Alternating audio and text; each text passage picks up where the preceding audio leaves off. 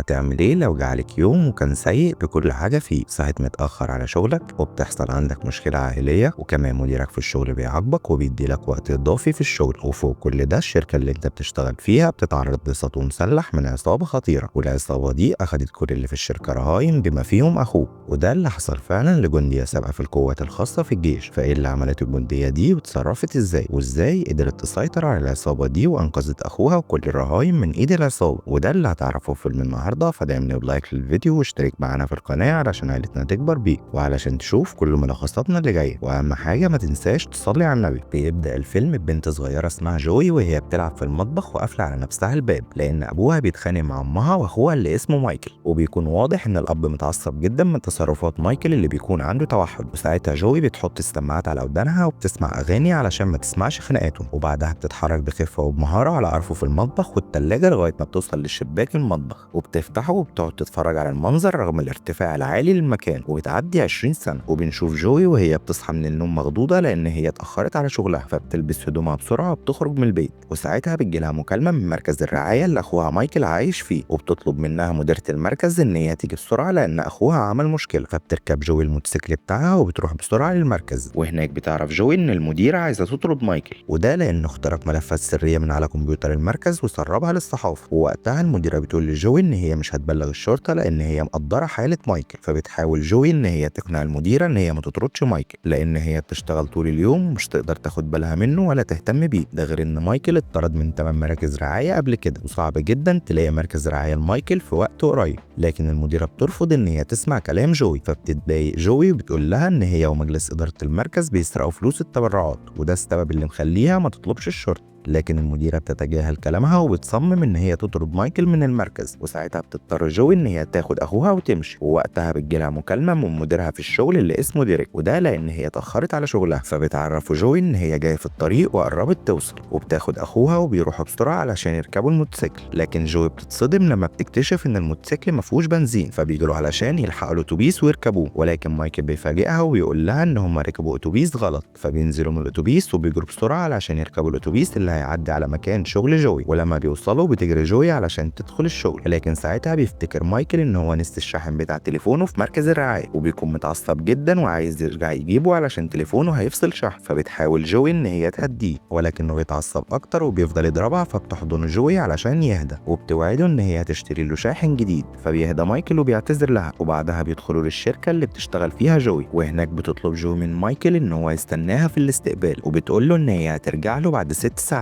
وبتروح تجيب فرد الامن اللي اسمه رون وبتعرفه على مايكل، وبتقول لمايكل ان رون هيفضل معاه لحد ما هي تخلص شغل. وبيظهر ان رون عارف حاله مايكل كويس وعلشان كده بيتعامل معاه بهدوء. ولما يسال مايكل عن الشاحن بياخد رون تليفونه وبيقول له ان هو هيشحنه. وساعتها بيظهر ان مايكل مش عايز يبعد عن جوي لدرجه انه بيعرض عليها ان هو يشتغل معاها علشان ما يسيبهاش. فبتفهمه جوي ان ده ما ينفعش لان مديرها صعب جدا ومعاملته وحشه، والاحسن ان هو يقعد يستناها هنا مع رون، خصوصا وان اليوم ده هيكون في حفله كبيره في الشركه والمكان هيبقى زحمه وهيكون في ناس كتير موجوده. فبيسالها مايكل لو ممكن يعيش معاها في البيت بعد ما طردوه من مركز الرعايه. فبتتهرب جوي من الاجابه على السؤال وبتقول له ان هم هيتكلموا في الموضوع ده بعدين. وبعدها جوي بتجري بسرعه وبتركب الاسانسير، وفي الدور الثاني بيركب معاها جيرالد واخو جيفري اصحاب الشركه، وبتكون معاهم السكرتيره جينيفر اللي بتعرفهم بترتيبات الحفله. وبنعرف وقتها ان الحفله هيكون فيها كل المساهمين اللي في الشركه، وده لان الشركه هتعلن عن اطلاق مشروع جديد. وفي الدور اللي بعده بتركب معاهم الاسانسير عامله نظافه اسمها هيلينا، واللي واضح ان هي حامل وعلى وشك الولاده. ووقتها جيرالد بيسخر منها وبيتريق عليها وبيقول لها ان هي المفروض تكون في البيت لان ده افضل بكتير من ان هي تولد فجاه في الشركه. وهنا بتتدخل جوي وبتدافع عن هيلينا وبتقول لجيرالد بدل ما يتريق عليها كان اداها اجازه وضع افضل، ووقتها هتقعد في بيتها لحد ما يجي ميعاد ولادتها. فبيتعصب جيرالد من كلام جوي، واول ما بيخرج من الاسانسير بيبص لجوي بنظرات كلها غضب وبعدها بيمشي. ووقتها هيلينا بتشكر جوي علشان دفعت عنها، وبعدها كل واحده منهم بتروح على شغلها. وبتوصل جوي لاوضه مديرها ديريك واللي بيكون مستنيها وهو متضايق جدا لانها اتاخرت ساعه كامله عن ميعاد شغلها. وبيقول لها ديريك ان هو دلوقتي بس عرف السبب اللي خلى الجيش يرفدها من شغلها. وبنعرف هنا ان جوي كانت جنديه في الجيش، ولكن جوي مش بتتضايق من كلام ديريك وبتقول له ان هي اترفدت من الجيش لان رئيسها المباشر ضايقها فضربته. ووقتها ديريك بيدرك ان جو بتهدده ان هي ممكن تضربه، وعلشان كده بيعاقبها وبيديها ساعة اضافية في الشغل، وبيقول لها ان هو عايزها تنظف ازاز الدور ال51 من بره لان الازاز مليان فضلات الطيور، وبيطلب منها تنظفه كويس لان لو شغلها ما عجبهوش هيخليها تعيده تاني. فبتتعصب جوي وبتسيبه وبتروح تجهز نفسها علشان تبدأ شغلها. وبعدها بنشوف جوي وهي بتنزل من فوق سطح المبنى باستخدام الحبال والمعدات اللي بتثبت نفسها بيها، وما بيعديش وقت طويل وبيجي زميلها اللي اسمه نوا وبيبدأ يساعدها في الشغل. وساعتها بيلاحظ نوا ان جوي متضايقه، فبتعرفه جوي ان مايكل اتطرد من مركز الرعايه اللي كان عايش فيه. ووقتها نوا بيتعاطف معاها لانه هو عارف ان هي بتعاني في حياتها بسبب اخوها، وبيسالها هي ودته فين، فبتقول له ان مايكل قاعد في الاستقبال مع حارس الامن. وبنشوف ساعتها مايكل واللي بيكون قاعد متوتر وزهقان وهو قاعد مع رون، وساعتها رون بيسيبه وبيروح يتكلم مع سواق عربيه لانه راكن في مكان غلط قدام مدخل الشركه. فبيستغل مايكل الفرصه وبيروح يدور على اخته. وفي مكان تاني بنشوف جيرالد وهو بيكلم جينيفر وبيطلب منها ان هي تتصرف مع جوي لان هي اتجرأت وردت عليه بطريقه مش كويسه. وبعدها بيروح جيرالد لاخوه جيفري وبيستعدوا علشان عندهم مقابله تلفزيونيه، واثناء المقابله بيظهر ان جيرالد ما بيكونش مهتم خالص، وده على عكس اخو جيفري اللي بيجاوب على اسئله المذيعه كلها، وبيقول على شركتهم ان هي دايما في الصداره في مجال الطاقه، ده غير ان هم بيحرصوا على تقديم افضل خدمات للجمهور. ووقتها بيزهق جيرالد وبيسيب جيفري يكمل المقابله لوحده وبيمشي. وبنرجع لجوي اللي بتتكلم مع نوا عن حياتها، ولكن بيقاطعهم ديريك وبيتكلم مع نوا من خلال اللاسلكي، وبيطلب منه يسيب جوي تكمل شغلها لوحدها ويروح يشوف شغل. فبينفذ نوا كلامه وبيودع جوي، وقبل ما يمشي بيطلب منها ان هي تاخد بالها من اخوها مايكل. وفي الوقت ده بيكون عمال الشركه بيكملوا ترتيبات الحفل وبيحطوا اجهزه معطر جو على كل الترابيزات اللي موجوده في المكان. وبالليل بنشوف جوي لسه مكمله في شغلها، وفجاه مايكل بيخبط على ازاز الشباك اللي قدامها وبيقول لها ان هو زهق من القعده لوحده، لكن جوي بتزعق له علشان يروح يستناها في الاستقبال، وبتعرفه ان هي قربت تخلص شغل وبعدها هتاخده وتمشي. ولكن مايكل بيزعل من طريقتها في الكلام معاه، وبيقول لها وهو متعصب ان هي بتتحكم في حياته بدون وجه حق، وبيرفض ان هو يسمع كلامها وبيسيبها ويمشي وهو متضايق. وبعدها جوي بتتواصل مع ديريك وبتقول له ان هي خلصت شغلها، لكن ديريك بيعرفها ان هي عندها شغل اضافي، وده لان جات له تعليمات بمعاقبتها لانها ردت على صاحب الشركه باسلوب مش كويس. وبيطلب ديريك من جوي ان هي تركب الرافعه اللي جنبها وتكمل شغلها، فبتنفذ جوي كلامه وبتركب على الرافعه وهي متعصبه، وبتتعصب اكتر لما بتكتشف ان ديريك هو اللي بيتحكم في الرافعه من عنده، ولكن ما بيكونش في ايدها حاجه تعملها غير ان هي تكمل شغل.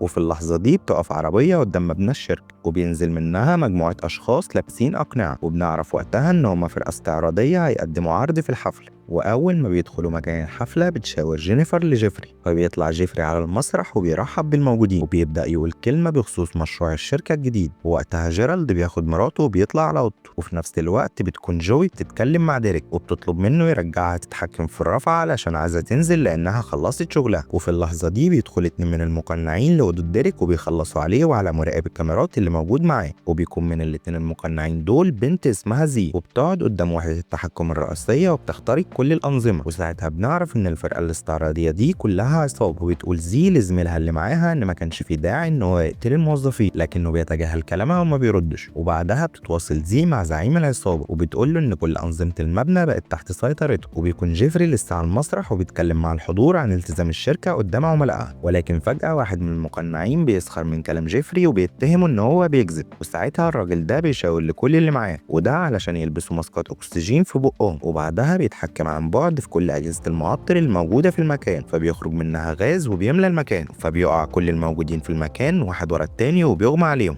وفي اللحظة دي مايكل بيشوف جهاز المعطر بيطلع منه غاز، فبيجري بسرعة وبيستخبى جوه أوضة وبيقفل على نفسه. وفي نفس الوقت ده بتلاحظ جوي الغاز وهو بيخرج من أجهزة المعطر، وبتشوف أشخاص بيغمى عليها بسبب الغاز ده، فبتقلق وبتحس إن في حاجة غلط، وخصوصا إن محدش بيرد عليها، فبتحاول تلاقي طريقة علشان تدخل بيها جوه المبنى. وبعدها بنشوف زي وهي بتبلغ زعيم العصابة إن الغاز مفعول هيخلص بعد 4 ساعات، وبتعرفه إن كل مخارج المبنى بقت مقفولة ومتأمنة، ده غير إن كل أجهزة الاتصالات وأجهزة الإنذار اتعطلت بالكامل. ووقتها زعيم العصابة ورجالته بيفوقوا جيفري وجينيفر، وكمان بيفوقوا عدد من الأشخاص المهمين. وساعتها زعيم العصابة بيكلمهم كلهم وبيقول لهم إن هو ورجالته قرروا يحموا الأرض من أفعال البشر اللي زيهم اللي بيدمروا البيئة، فبيأكد عليهم إن هم لو سمعوا كلامه فهو هيسيبهم يعيشوا وهيرجعوا بيوتهم بأمان. وبنرجع لجوي اللي بتكون بتحاول تتسلق الحبل علشان توصل لسطح المبنى، وبعدها بنشوف زعيم العصابة وهو بيقارن الصور اللي على تليفونه بصور الشخصيات المهمة اللي قدامه. وساعتها بيكتشف إن جيرالد جيرالد مش موجود بينهم، فبيسأل جيفري عن مكانه، لكن جيفري بيرفض يجاوب. فبيتحرك واحد من العصابة وبيكسر صباعه علشان يتكلم، ومن شدة الألم بيصرخ جيفري وبيقول لهم على مكان أوضة جيرالد. فبيبعت زعيم العصابة واحد من رجالته علشان يجيبه، وساعتها بتكون جوي قدام أوضة جيرالد وبتشوف فرد العصابة وهو بيفوق جيرالد علشان ياخده معاه. ووقتها بيشيل فرد العصابة القناع من على وشه، وساعتها بتعرف جوي ان هو نوا زميلها. فبتنصدم جوي لان هي ما كانتش متوقعة ان نوا يكون مجرم. وبعدها نوا بياخد جيرالد وبيرجع بيه على قاعة الاحتفالات. فبترجع جوي على رافعة وبتفضل تصرخ بصوت عالي وبتطلب المساعدة، ولكن للأسف محدش بيسمعها. وبتحاول بعدها ان هي تشغل الرافعة ولكنها بتفشل، وبتحاول ساعتها ترمي حبل من الرافعة وتنزل بيه على امل ان هي تلاقي شباك مفتوح وتدخل منه جوه المبنى. وبتفضل جوي تنزل بالحبل لحد ما بتوصل للشباك بتاع القاعة اللي فيها الرهاين. ووقتها زعيم العصابة بيشيل القناع من على وشه وبيقول لهم ان هو اسمه ماركوس. ووقتها جيفري بيفتكر ان ماركوس واللي معاه جايين علشان يسرقوا فلوس، وبيقول له ساعتها ايا كان الفلوس اللي هو ممكن يسرقها فهو هيضاعفها له. ووقتها بيضربوا نوا بقوه وبيقول له ان هم مش عايزين فلوسه. وساعتها ماركوس بيطلب من زين ان هي تشغل الفيديو، وبيظهر في الفيديو النفايات اللي بترميها الشركه في بحيره قريبه منه، لدرجه ان البحيره اتلوثت بالكامل وبقت بتاذي الناس. ده غير باقي النفايات اللي بتتخلص منها الشركه في الغابات، وكل ده بيسبب اختلال في النظام البيئي وبيضرها. وبيقول ماركوس ان جيرالد وجيفري يستغلوا علاقتهم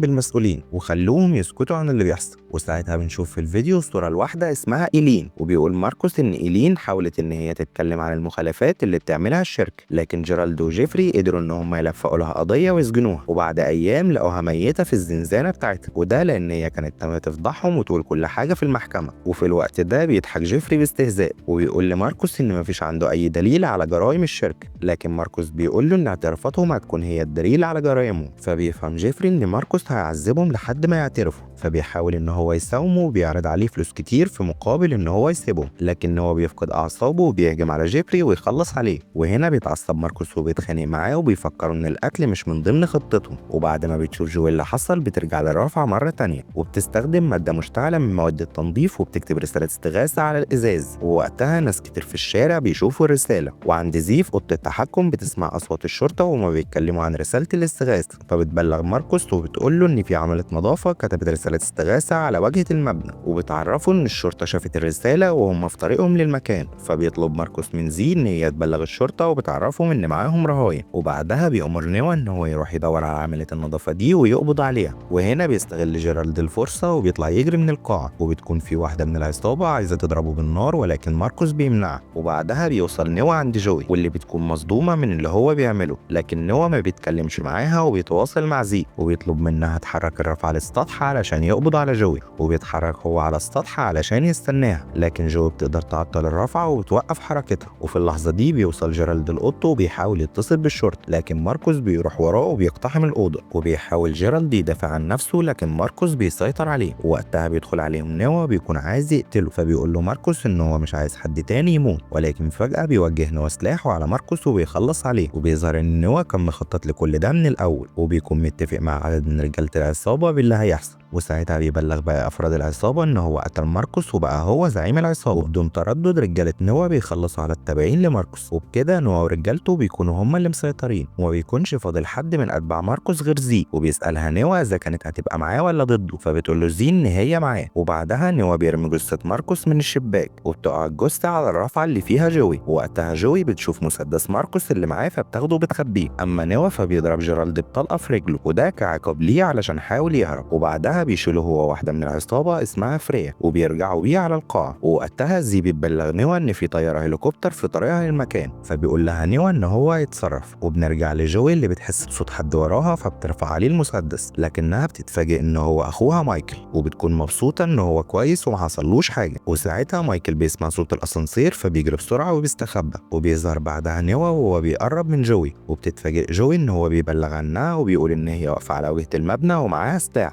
ووقتها بيلاحظ نوا ان هيلينا عامله النظافه مغمى عليها جنبه، فبيهدد جوي ان هو هيقتل هيلينا لو ما سمعتش كلامه، وبيجبرها ان هي تضرب نار على الناس اللي في الشارع، وده علشان يشتت انتباه الشرطه ويخليهم يركزوا مع جوي. وفي نفس الوقت بنشوف الرهاين وهم بيعترفوا بجرايمهم اللي ارتكبوها. وبتقول وزيره الطاقه ان هي اخذت رشوه 2 مليون دولار من الشركه علشان توقف التحقيق في قضيه المخلفات اللي بترميها الشركه في البحيره. وبيعترف واحد صاحب جريده كبيره ان هو نشر اخبار غلط للراي العام، وده علشان يحسن تحسن صورة الشركة قدام الناس. ووقتها بتقول نوى إن هم محتاجين وقت أكتر علشان ياخدوا اعترافات اللي باقيين وينشروها على الإنترنت، وبتعرفوا إن الشرطة حصرت المبنى بالكامل. فبيطلب منها نوى إن هي تحول 33 مليون دولار من حساب الشركة لحساب جوي، وده علشان يورط جوي في القضية ويخلي الشرطة تركز معاها. وفي نفس الوقت بتوصل للمكان محققة شرطة اسمها كلير، وبتاخد تقرير كامل من ضابط زميلها عن تفاصيل اللي حصل.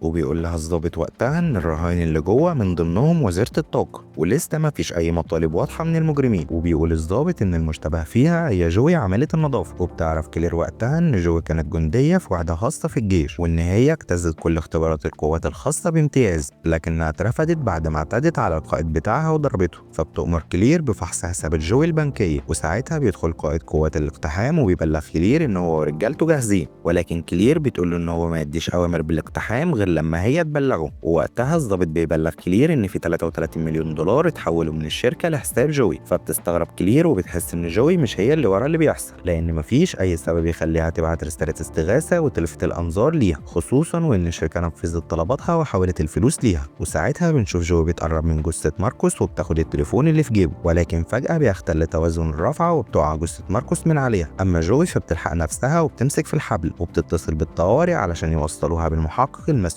عن القضيه. فبيوصلوها لكلير بسرعه، ووقتها جوي بتشرح لكلير كل اللي حصل. فبتطمنها كلير وبتقول لها ان هي عارفه ان هي بريئه، وبيتفقوا سوا على خطه علشان جوي تدخل المبنى وتساعد الشرطه يقبضوا على نوى ورجالته. وبعدها الضابط بيوري كلير تقرير عن نوى، وبتكتشف ان نوى عضو معروف في جماعه متطرفه، والجماعه دي بتؤمن ان البشر مجرد فيروسات ولازم يتم التخلص منها، وده لانهم شايفين ان البشر هيكونوا السبب في دمار كوكب الارض. وفي اللحظه دي فريا بتدي نوى جهاز تفجير عن بعد، وبتخليه يلبس الجهاز في ايده وبتعرفه ان هو شغال بنبضات القلب، وده معناه ان لو نوى مات فالمبنى كله هينفجر باللي فيه. وبعدها نوى بيتواصل مع كلير وبيعرفها بالجهاز اللي معاه، واثناء ما هما بيتكلموا بيشوف نوى من خلال الكاميرات مجموعه من الشرطه بيقربوا من المبنى، وساعتها بيفجر عربيه قدام المبنى وبيخلص عليهم كلهم. ووقتها كلير بتزعق لقائد فريق الاقتحام، وده لانه خالف اوامرها، وكانت النتيجه ان في 5 جنود ماتوا، وبتحذره ان هو يكرر ده مره تانيه والا هتعفيه من المهم. وفي اللحظه دي بتتصل جو بكلير وبتكون قلقانه من التفجير اللي حصل، فبتعرفها كلير ان نوى بيهدد ان هو يفجر المبنى بالكامل، وان جهاز التفجير لابسه في ايده وشغال بنبضات قلبه. وبتكمل كلامها وبتقول لها ان هو بيسجل اعترافات جيرالد صاحب الشركه واعترافات المسؤولين اللي معاه، وان هو ناوي ينشر الاعترافات دي على الانترنت ويفضحها. وفي اللحظه دي بتتفاجئ جوي ان في متفجرات نازله عليها من فوق سطح المبنى، فبتفهم ان هو عايز يموتها ويخلص منها، فبتتحرك بسرعه وبتمشي على شبابيك المبنى لغايه ما بتبعد عن الرفع. ووقتها بتوصل المتفجرات للرفعه وبتفجرها بالكامل. وبعدها نوى بيأمر فريا تروح تتاكد ان جو ماتت في الانفجار، وبتكون ساعتها جو واقفه قدام واحد من شبابيك المبنى، وبتطلب من كلير ان هي تخلي القناص يضرب كام طلقه على ازاز الشباك علشان تكسره وتعرف تدخل المبنى. فبتنفذ كلير كلامها وبتأمر القناص يضرب نار على الشباك، وبعدها بتفضل جوي تخبط في الازاز علشان تكسره. وفجاه بيظهر مايكل وبيساعد جوي وبيقدر يكسر الشباك وبيسحبها جوه المبنى. وبعدها جوي بتاخد مايكل وبيروحوا يستخبوا في غرفه الصيانه، وساعتها بتوصل فريا عند الشباك المكسور، وبتعرف وقتها ان جوي لسه عايشه ودخلت جوه المبنى. فبتبلغ نوى باللي حصل وبتروح هي واتنين معاها علشان يدوروا على جوي ويخلصوا عليها. ولما بيقربوا لغرفه الصيانه بتطلب جوي من مايكل ان هو ما يتحركش من مكانه، وبتتحرك جوي بخفه وبتخلص على واحد من رجاله نوى. اما التاني فبيهجم عليه مايكل وبيضربه، وقبل ما الراجل ده يقتل مايكل بتضربه جوي بالنار وبتخلص عليه. ولكن فريا بتوصل للمكان وبتتقاتل مع جوي في معركه قويه، وساعتها فريا بتقدر تسيطر على جوي وبترفع عليها المسدس، ولكن مايكل بيظهر فجاه وبيرمي قنبله عليها، وبسبب الانفجار بتقع فريا من شباك المبنى وبتموت. ولما نوى بيسمع صوت الانفجار بيحس ان في حاجه غلط بتحصل، فبيسجل فيديو بيقول ان هو هيفجر المبنى بالكامل، وده لانه مش مهتم بحمايه البشر لانهم اشرار وما يستحقوش ان هم يعيشوا. ووقتها زي بتخاف على نفسها وتقرر ان هي تهرب من المبنى قبل ما تنشر الفيديو، لكن فرد العصابه اللي معاها بيضربها بالنار وبيقتلها. وساعتها بتظهر جوي وبتضرب عليه النار وبتخلص عليه. وبعدها بيدخل جوي ومايكل غرفه التحكم في المبنى، وبتطلب من مايكل ان هو يخترق نظام الحمايه اللي عملته زي علشان يوصلوا لملفات الشركه ويستخدموها كدليل ادانه بجانب الاعترافات اللي تم تسجيلها. فبيوافق مايكل وبيقدر يعمل كده بسهوله. ووقتها هو بيسال زي عن الفيديو اللي هو سجله، فبترد عليه جوي وبتقول له ان زي ماتت وان خطته خلاص باظت. فبيتعصب نوى وبياخد اخر 2 من رجالته اللي باقيين معاه وبيروحوا يدوروا على جوي، وبيسيب واحده بس مع الرهاين. وبعدها بنشوف رجاله الشرطه بيقتحموا المكان وبيخلصوا على البنت دي، بتصطدم قائد القوات من كمية المتفجرات الموجودة في المكان. أما جوي فبتطلب من مايكل إن هو يمشي من المبنى بسرعة ويهرب، ولكن مايكل بيرفض وبيكون عايز يفضل معاها. فبتطمنه جوي وبتقول له ان هي هتحصله، وبتركبه الاسانسير وبتودعه وهي مش ضامنه ان هي تشوفه تاني. وبعدها جوي بتتحرك بهدوء جوه المبنى لحد ما بتوصل لواحد من رجاله نوح وبتخنقه لحد ما بيموت، وبتروح تستخبى وبتفضل مستنيه الراجل التاني اللي بيقرب عليها لحد ما بيظهر قدامها وبتضربه بآلة حادة وبتخلص عليه. وبكده بيكون نوح لوحده ومش مع حد علشان يحميه، وبتروح جوي تدور عليه لحد ما بتلاقيه قدامها، وبيشتبكوا مع بعض في قتال عنيف جدا لحد ما نوح بيكون على وشك ان هو يقع من فوق المبنى. وساعتها بيقول لجوي ان هو برضه اللي انتصر، لانه لما هيموت المكان كله هينفجر. ولكن جوي بتفاجئه وبتوري له جهاز التفجير وهي لابساه، وده بعد ما قدرت تاخده منه اثناء القتال. وبكده القنابل مش هتنفجر لانه شغال بنبضات قلبها هي. وبعدها بتزقه وبتوقعه من فوق المبنى، وساعتها بيكون تم تحرير كل الرهاين، وبيتم القبض على جيرالد وكل المتورطين معاه في الفساد. وبتروح كلير لجوي وبتشكرها على مساعدتها، وبتسالها على الهارد ديسك اللي عليه ملفات الشركه. فبتقول لها جوي ان هي ما تعرفش حاجه عنه. فبتفهم كلير ان جوي مش عايزه تسلم الملفات دي للشرطه، وان هي عايزه توصل الملفات دي بنفسها للصحافه. فبتطلب منها ان هي تبقى ترجع ال 33 مليون دولار اللي اتحولوا لحسابها. فبتوافق جوي وبتروح لاخوها مايكل وبتحضنه وهي بتعيط، وبتقول له ان هي هتفضل معاه ومش هتسيبه تاني مهما حصل. وبعدها الاخبار بتتكلم عن الملفات اللي اتسربت للصحافه واللي بتثبت تورط مسؤولين كبار في قضيه فساد الشركه. واخر حاجه بنشوفها جوي ومايكل وهم قاعدين على البحر ومستمتعين، وبيخلص الفيلم. لو عجبك الفيديو بقى ما تنساش تعمل لايك وتشترك معانا في القناه علشان عيلتنا تكبر بيك، وعلشان تشوف كل ملخصاتنا اللي جايه. واهم حاجه ما تنساش تصلي على النبي.